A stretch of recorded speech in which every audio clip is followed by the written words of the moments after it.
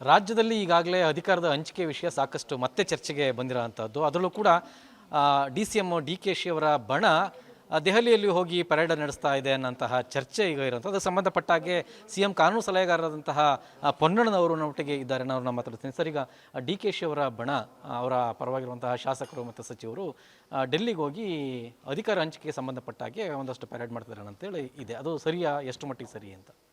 ಅಲ್ಲ, ಈಗ ಅವರು ಯಾರೆಲ್ಲ ಹೋಗಿದ್ದಾರಾ ಇಲ್ವಾ ಅಂತ ಹೇಳುವಂಥದ್ದು ನನಗೆ ಮಾಧ್ಯಮದ ಮೂಲಕನೇ ಇರೋದು. ನಾನು ಮೊನ್ನೆಯಿಂದ ಇಲ್ಲಿದ್ದೀನಿ. ಆದರೆ ಯಾರೇ ಹೋಗಿದ್ದರೂ ಕೂಡ ಅವರು ನಮ್ಮ ಪಕ್ಷದ ವರಿಷ್ಠರನ್ನ ಭೇಟಿ ಮಾಡೋಕ್ಕೆ ಹೋಗಿದ್ದಾರೆ. ಸೊ ಅದರಲ್ಲಿ ಏನೋ ತಪ್ಪನ್ನು ನಾವು ಗುರುತಿಸ್ಲಿಕ್ಕೆ ಸಾಧ್ಯ ಆಗೋದಿಲ್ಲ. ಅದನ್ನು ಬಣ ರಾಜಕಾರಣ ಅಂತಲೂ ಹೇಳಲಿಕ್ಕೆ ಸಾಧ್ಯ ಆಗೋದಿಲ್ಲ. ಅವರು ಯಾವ ಉದ್ದೇಶಕ್ಕೆ ಹೋಗಿದ್ದಾರೆ ಅಂತಲೂ ಕೂಡ ನಮಗೆ ಗೊತ್ತಿಲ್ಲ. ನಾನು ಕೂಡ ದೆಹಲಿಗೆ ಹೋಗಿದ್ದೆ ಹೋದ ವಾರ. ಸಮಯ ಕೇಳಿದ್ದೆ ವರಿಷ್ಠರು, ಅವ್ರು ಯಾರೂ ಸಮಯ ಕೊಟ್ಟಿಲ್ಲ ನಮಗೆ. ಅದರಿಂದ ವಾಪಸ್ ಬಂದೆ ನಾನು. ಸೊ ಸಾಧಾರಣವಾದಂಥ ತಮ್ಮ ಪಕ್ಷದ ವರಿಷ್ಠರನ್ನು, ಹೈಕಮಾಂಡನ್ನು ಭೇಟಿ ಮಾಡುವಂಥದ್ದು ಸಾಧಾರಣ ಪ್ರಕ್ರಿಯೆ. ಅದಕ್ಕೆ ವಿಶೇಷವಾದಂಥ ಅರ್ಥ ಕೊಡುವಂಥದ್ದು ಸರಿಯಲ್ಲ ಅಂತ ನನಗನ್ನಿಸ್ತದೆ. ಬಟ್ DKC ಅವರ ಸಹೋದರರು ಅವರೆಲ್ಲರೂ ಕೂಡ ಭಾಳ ನೇರವಾಗಿ ಹೇಳಿದ್ದಾರೆ ಸರ್. ಸಿದ್ದರಾಮಯ್ಯನವರು ಈ ಹಿಂದೆನೂ ಕೂಡ ಆಡಿದ ಮಾತುಗಳಿಗೆ ತಪ್ಪಿಲ್ಲ, ಈಗಲೂ ಕೂಡ ತಪ್ಪಲ್ಲ ಅಂತ ಅಂದ್ಕೊಳ್ತೀವಿ ಅಂತೇಳಿ ಹೇಳ್ತಾರೆ. ಸರಿ ಇದೆ, ಅದರಲ್ಲೇನು ತಪ್ಪಿಲ್ಲ. ಅವರ ಕೊಟ್ಟ ಮಾತು ಅಂದರೆ ಆಡಳಿತದ ಬಗ್ಗೆ ಹೇಳಿರ್ತಾರೆ ಅವರು. ಆಡಳಿತದಲ್ಲಿ ಈ ಗ್ಯಾರಂಟಿಗಳು, ಕೊಟ್ಟಂಥ ಭರವಸೆ ಪೂರೈಸಿದ್ದೀವಿ. ಇಲ್ಲ, ಅಧಿಕಾರ ಹಂಚಿಕೆ ಸಂಬಂಧಪಟ್ಟಾಗ ಕೊಟ್ಟಂಥ ಮಾತನ್ನು ತಪ್ಪಲ್ಲ ಅಂತ ಹೇಳ್ತಾರೆ ಸರ್. ಪೂರ್ಣವಾದಂಥ ವಿಡಿಯೋ ನಾನು ನೋಡಿದೆ. ಅಲ್ಲೆಲ್ಲೂ ಕೂಡ ಅದನ್ನು ಆ ಥರ ಪ್ರಸ್ತಾಪ ಮಾಡಿಲ್ಲ. ಗ್ಯಾರಂಟಿಗಳ ವಿಚಾರ ಕೂಡ ಪ್ರಸ್ತಾಪ ಮಾಡಿದ್ದಾರೆ. ಅದಕ್ಕೆ ನಾನೇನೆಂದರೆ, ನನ್ನ ಒಂದು ಮನವಿ, ಈಗ ಆಡಳಿತಕ್ಕೆ ತೊಂದರೆ ಆಗುವಂಥ ರೀತಿಯಲ್ಲಿ ನಾವು ಬಿಂಬಿಸಬಾರ್ದು ಯಾವುದೇ ಸಂದರ್ಭದಲ್ಲಿ. ನಿಜ ಇದ್ದರೆ ಸರಿ ಇದೆ. ಆದರೆ ಹೋಗಿ ಅವರು ಏನನ್ನು ಮಾತಾಡಿದರೆ ಯಾರಿಗೂ ಗೊತ್ತಿಲ್ಲ. ಮತ್ತು ಖರ್ಗೆ ಸಾಹೇಬರು ಬೆಂಗಳೂರಿಗೆ ಬಂದಿದ್ದಾರೆ.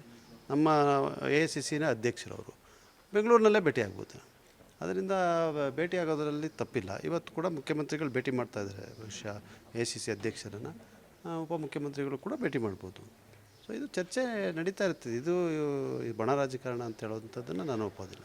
ಅಂದರೆ ಈಗ CM ಆಗಿ ಸಿದ್ದರಾಮಯ್ಯನವರೇ 5 ವರ್ಷ ಪೂರ್ಣ ಆಗ್ತಾರಾ, ಅಥವಾ ಪೂರ್ಣ ಆಗಬೇಕಾ, ಅಥವಾ ಅಧಿಕಾರವನ್ನು ಹಂಚಿಕೆ ಮಾಡಬೇಕಾ, ಹೇಗೆ ಸರ್? ಅಲ್ಲ, ಅದನ್ನು ಹೇಳೋಷ್ಟು ಮಾಹಿತಿ ಕೂಡ ನನಗಿಲ್ಲ. ಅಂಥದ್ದು ಚರ್ಚೆನಲ್ಲಿ ಕೂಡ ನಾನು ಭಾಗಿಯಾಗಿಲ್ಲ.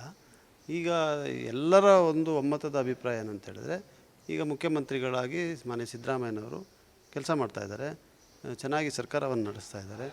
ಮತ್ತು ಶಾಸಕಾಂಗದ ಪಕ್ಷದ ಒಂದು ಅಧ್ಯಕ್ಷರಾಗಿ ಅವರು ಮುಖ್ಯಮಂತ್ರಿ ಆಗಿದ್ದಾರೆ. ಇದು ಸಾಂವಿಧಾನಿಕವಾಗಿ ಪ್ರಜಾಪ್ರಭುತ್ವ ವ್ಯವಸ್ಥೆಯಲ್ಲಿ ಆಗಬೇಕಾದಂಥ ಪ್ರಕ್ರಿಯೆ ನಡೆದಿದೆ.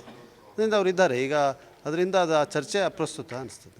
ಬಟ್ ಈಗ ಶಾಸಕ ಬಾಲಕೃಷ್ಣ ಅವರಾಗಲಿ ಅವರೆಲ್ಲರೂ ಕೂಡ ಭಾಳ ನೇರವಾಗಿಯೇ ಹೇಳ್ತಾ ಇದ್ದಾರೆ, ಇಲ್ಲ DKC ಅವರು ಪಕ್ಷಕ್ಕಾಗಿ ಸಾಕಷ್ಟು ದುಡಿದಿದ್ದಾರೆ, ಅವರಿಗೆ CM ಸ್ಥಾನವನ್ನು ಕೊಡಬೇಕು ಅಂತೇಳಿ ನಾವು ಕೂಡ ಆಗ್ರಹ ಮಾಡಿದ್ದೀವಿ ಹೈಕಮಾಂಡ್ ಒಟ್ಟಿಗೆ ಅಂತೇಳಿ ನೇರವಾಗಿ ಎಲ್ಲವನ್ನೂ ಹೇಳಿದ್ದಾರೆ.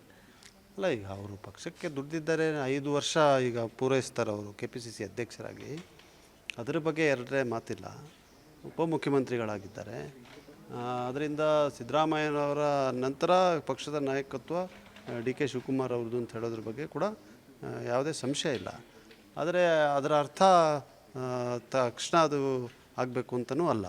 ಅದರಿಂದ ನಾವು ಕಾದು ನೋಡೋಣ. ಮುಂದಿನ ದಿನಗಳಲ್ಲಿ ಮತ್ತೆ ಚುನಾವಣೆಗೆ ನಾವು 2028ಕ್ಕೆ ಕೂಡ ತಯಾರಾಗಬೇಕಾಗಿದೆ. ಅದರಿಂದ ಇದನ್ನು ನಾನು ಬಣ ರಾಜಕಾರಣ ಆಗಲಿ ಯಾರೋ ಒತ್ತಾಯ ಮಾಡ್ತಾ ಇದ್ದಾರೆ. ಮೊದಲು ಇಬ್ಬರು ಮಾಡಿದ್ದಾರೆ, ಅದನ್ನಿಲ್ಲ ಅಂತಲೂ ಹೇಳೋಕ್ಕಾಗೋದಿಲ್ಲ ನಾವು. ಆದರೆ ವರಿಷ್ಠರಲ್ಲಿ, ಶಾಸಕಾಂಗ ಪಕ್ಷದಲ್ಲಿ ನಿರ್ಧಾರ ಆಗಬೇಕಲ್ಲ. ಇವಿಷ್ಟು ಶಾಸಕರಾದಂತಹ ಪೊನ್ನಣ್ಣವರು ಹೇಳುವಂತಹ ಮಾತು. ಕ್ಯಾಮ್ರಾಮನ್ ಪ್ರದೀಪ್ ಜೊತೆ ರವಿ ಎಸಳ್ಳಿ, ಏಷ್ಯಾನೆಟ್ ಸುವರ್ಣ ನ್ಯೂಸ್, ಕೊಡಗು.